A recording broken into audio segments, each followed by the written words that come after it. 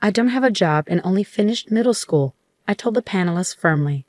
I won't let this older woman leech off me anymore. Pack your things and leave. We've been married a long time, so you should be grateful. So, you want a divorce? He asked in a high-pitched voice before storming off. Don't bother coming back. You're too dense to understand. Are you going to divorce me and marry my sister? We stared at each other in surprise. My name is Jane. I live with my husband Tim, who is 5 years younger than me. I'm in my late 50s. My younger sister introduced us, and we have 2 children who are now grown and have families of their own. At my age, I often reflect on my life. I've had many experiences, and while I'm thankful for my children, I'm not happy with my husband. He mocks my education, having only completed middle school. You wouldn't understand. Having only finished middle school, he always says during arguments. My husband is right. I only graduated from junior high school. I wanted to go to high school, but we were too poor back then.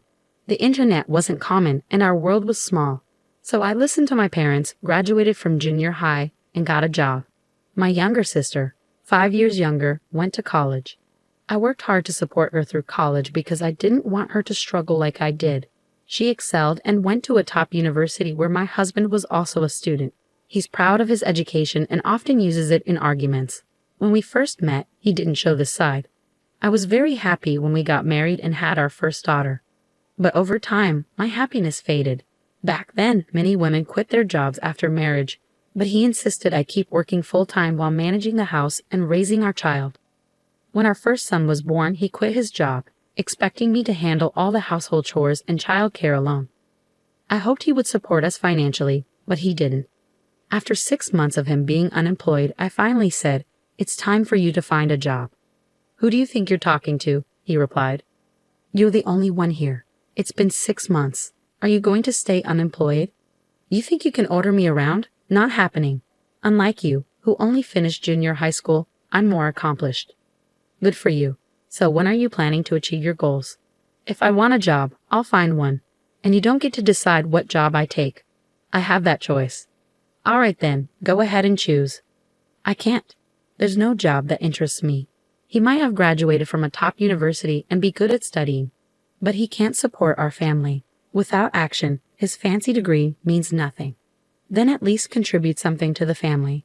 "What kind of fool are you? It's absurd for me to do everything, isn't it? You're the one who had our children. You should appreciate that." I stayed with this man for years because of our circumstances. In our generation, divorcing can lead to gossip and criticism, not just for the mother, but also for the children. I want to avoid that, but now that our kids are grown up, I think it might be time to end things with him. I'm nearing retirement age. Is it wise to consider divorce now? Just thinking about it makes my future seem brighter. Lately, I've been studying for my high school equivalency exam. With the kids grown, I have more time to focus on studying. I recently passed the exam, but I haven't told my husband. I know he would make fun of me if he knew. The other day, I got an acceptance letter. Soon after, my sister called me. "Hey, are you home?" "I'm on my way." "What's up?" "I'll explain when I get there." "All right, I'll be at the station. Unlock the door in 10 minutes. "Okay, see you soon." She hung up abruptly. 10 minutes later, my sister arrived. "What's wrong?" "How's your husband?" "We got divorced." "What? When did you get divorced?" "Oh, about 6 months ago." "I had no idea." "I didn't tell you. By the way, do you have a spare room at your place?" "No, we don't." "Yes, you do. The kids are all grown up now." "Well, we kept their rooms just in case they visit." "So the guest room is free?" "Yeah, it is." "I'll stay there then." "Okay. I'm moving in today." "Wait, isn't this sudden?" "No, it's fine. Tim said it's okay."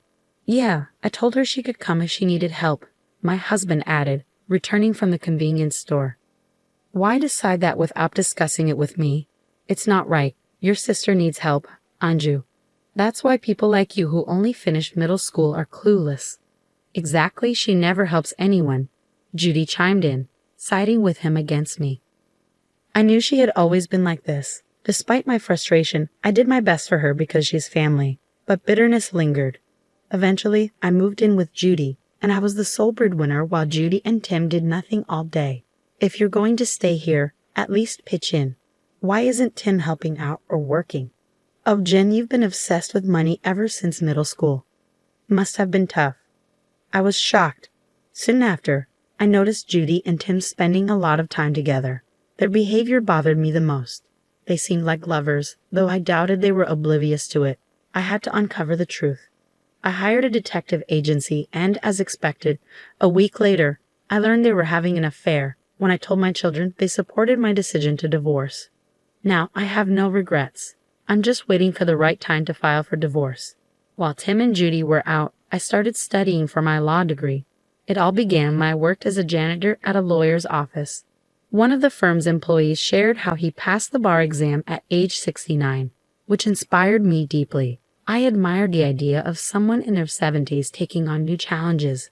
That's when I decided I wanted to do the same. Then the day of my retirement arrived. When I got home, Tim and Judy greeted me with peculiar smiles.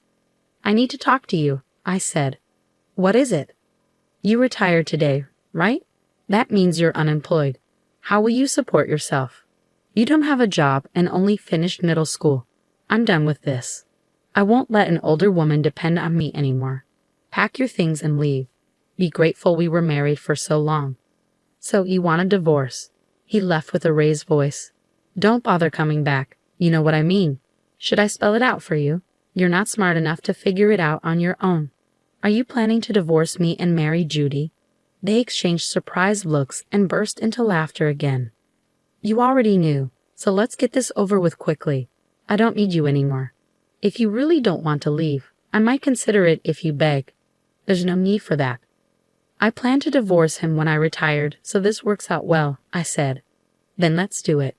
I pulled out the divorce papers from my bag. They both froze, mouths hanging open. "Please sign them quickly. I'm leaving." "Why were you the one with the divorce papers?" I decided to get a divorce, and now seemed like the right time.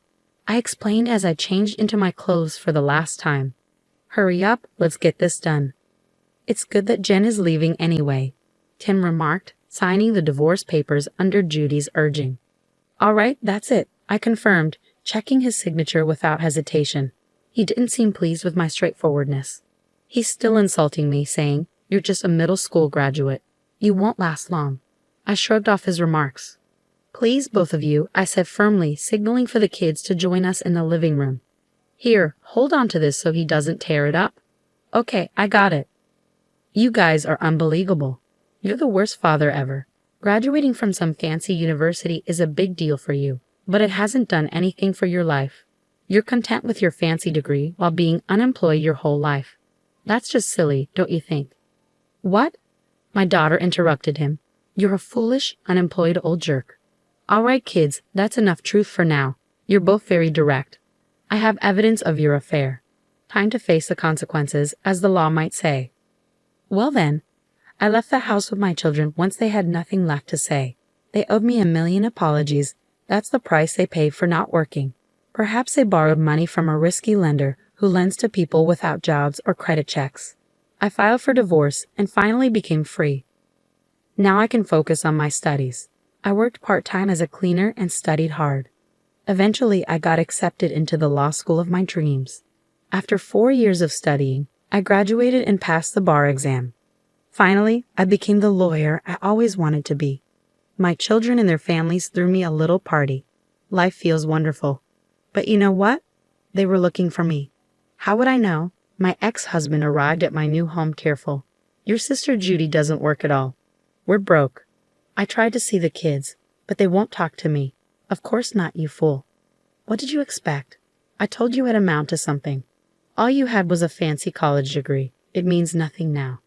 Don't belittle me. You're just trying to justify yourself. You never even finished middle school, for goodness sake." "Well, actually, I just passed the bar exam. Anyway, I'd be lowering myself to your level if I bragged about my education now. It's funny that you're now asking for money from someone you used to mock. Why do you live in such a nice place?" "Because of my job." "You work?" "Yeah, I do. I used to clean at a law firm." "You're a cleaner?" "Yeah, I am. I clean my own office." "Your office? What? What's the problem?" I kept the chain on the door and opened it. "Here."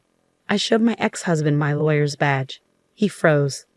You know, if you keep bothering me like this, I'll fight you in court. You can't keep intruding into my life. I said that and closed the door firmly. After that, my ex-husband never bothered me again. Judy tried once, but I told her the same thing, and she stopped coming around too. Those two, relying only on their education, will likely continue to struggle without putting in any effort. That's their path now. If you keep pushing forward in life, anything is possible. Jen is a hardworking person deserving of respect.